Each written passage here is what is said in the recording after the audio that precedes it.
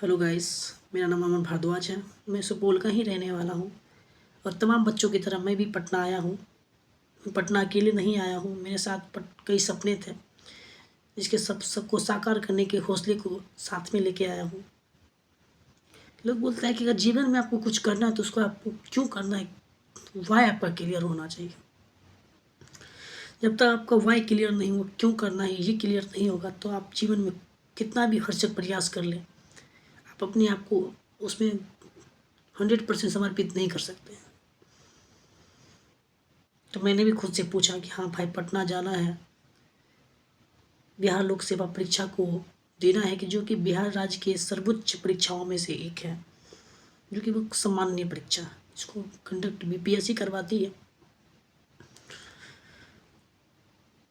मैंने सोचा बिहार लोक सेवा आयोग को उत्तीर्ण करके मैं सब डिवीजनल मजिस्ट्रेट के पद पे जाऊंगा और हमारे राज्य देश में जो बदहाली है उसमें सुधारने का एक छोटा सा प्रयास करूंगा।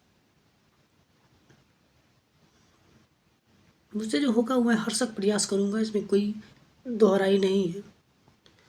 मैं तमाम पहलुओं को देखा। मेरी उम्र ज़्यादा नहीं है, मैं 20 वर्ष का हूँ, लेकिन मैं एक वोट का मत रखने का, अपने वोट को देने का शक्ति रखता हूँ। राष्ट्र के निर्माण में अपनी बहुमूल्य भूमिका रखता हूँ। इसलिए मैंने कई पहलुओं को देखा, उसको समझा। मैंने सोचा कि आखिर क्या रीज़न है, हमारा राष्ट्र आगे बढ़ क्यों नहीं रहा। तो हमने ये देखा कि हमारी राष्ट्र की लिटरेसी रेट बहुत ही कम है। जितनी राष्ट्र की, राज्य की या जिले की लिटरेसी रेट को दिखाया जाता है, हम ज़मीनी रूप पे वो नहीं है। क्योंकि जनता अनपढ़ आदमी को वोट करती है और अनपढ़ आदमी कभी भी शिक्षा पे बल नहीं देगा। वो तो सोचेगा कि जनता अनपढ़ रहे ताकि भेड़ बकरियों की तरह हमें अगली बार पुनः वोट दे और खुद से पूरा जिताए। मैंने सोचा कि प्राथमिक शिक्षा पे बल क्यों ना दिया जाए, जनता को यह जगाया जाए। एक दिन में नहीं होगा, लेकिन एक दिन जरूर होगा। प्राथमिक शिक्षा पे बल देना अत्यंत आवश्यक है, क्योंकि बच्चा पेट से सीख के नहीं आता। अगर बच्चा को बताया जाए कि रेप गलत है, उसके मन में यह भर दे कि ये गलत है, तो बच्चा बोलेगा ये गलत है।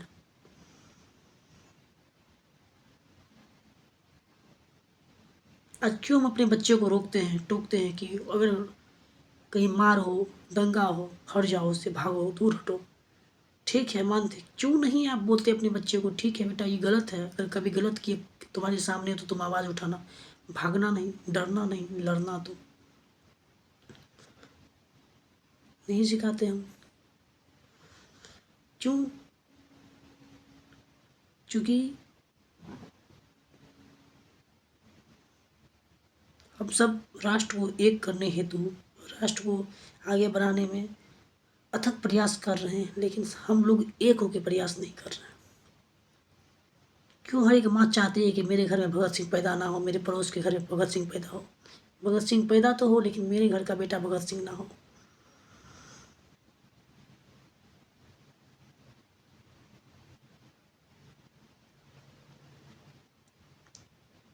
मैंने सोचा अगर सब मैं बिहार लोक सेवा आयोग की परीक्षा में उत्तीर्ण होऊंगा तो मैं अपने पूरे जीवन को बिहार के लिए समर्पित कर दूंगा, राष्ट्र के लिए समर्पित, भारत के लिए समर्पित कर दूंगा।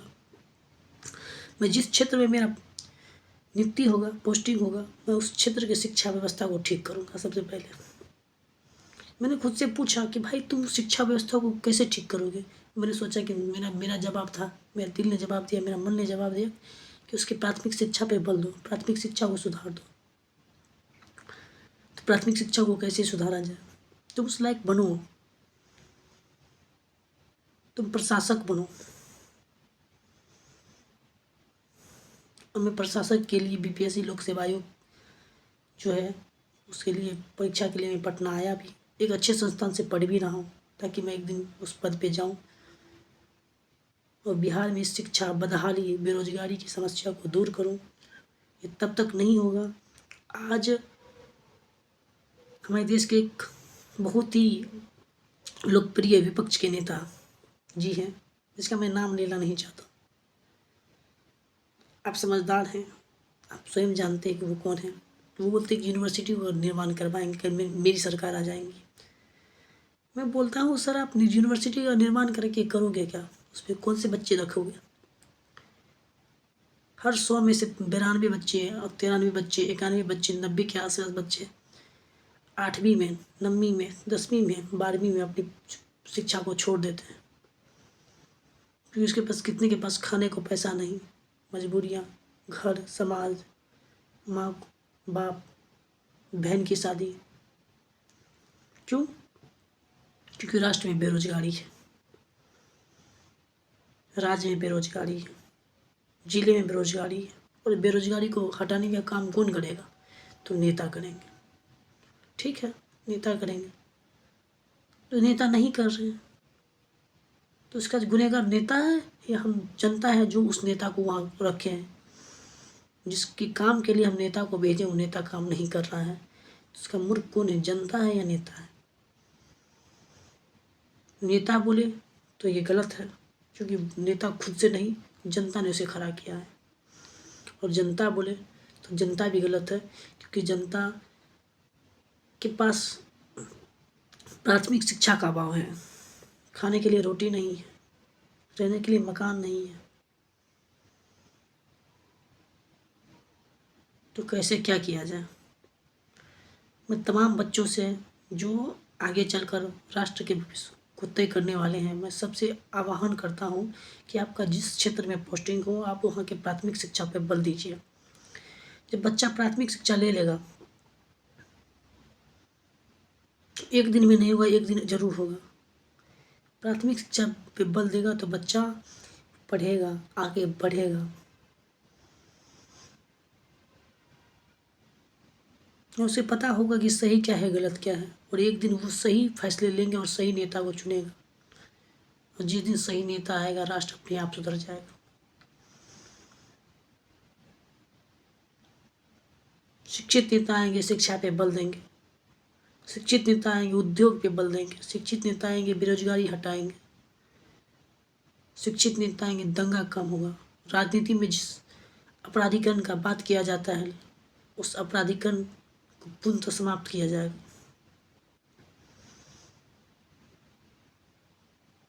क्योंकि अनपढ़ नेता कभी भी शिक्षा की बात नहीं करते, हाथ में बंदूक उठाकर कलम चलाने की बात नहीं की जाती है, लाठी भालों के साथ कलम चलाने की बात नहीं होती है।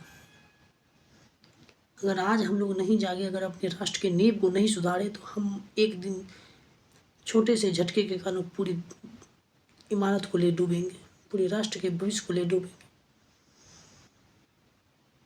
कहा भी जाता है कि कितनी भी मंजिलें ठोक दो, सबसे बड़ा बात होता है कि आप उसकी नींव को मजबूत करो। हमारा नींव खोखला हो चुका है। जो भारत विश्व गुरु बनने का सपना देख रहा है वो भारत विश्व गुरु के सपनों को सिर्फ देख ही रहा है। करवा है, मैं भी भारतवासी हूँ, मुझे बुरा लगता है, लेकिन जो करवा है सच है, उसको हम लोग नकार नहीं सकते। अगर उसको नकार रहे तो हम लोग सबसे बड़े मूर्ख हैं। आज चाइना हम लोग का सबसे बड़ा मोटिवेशन भी है और कॉम्पिटिटर भी है।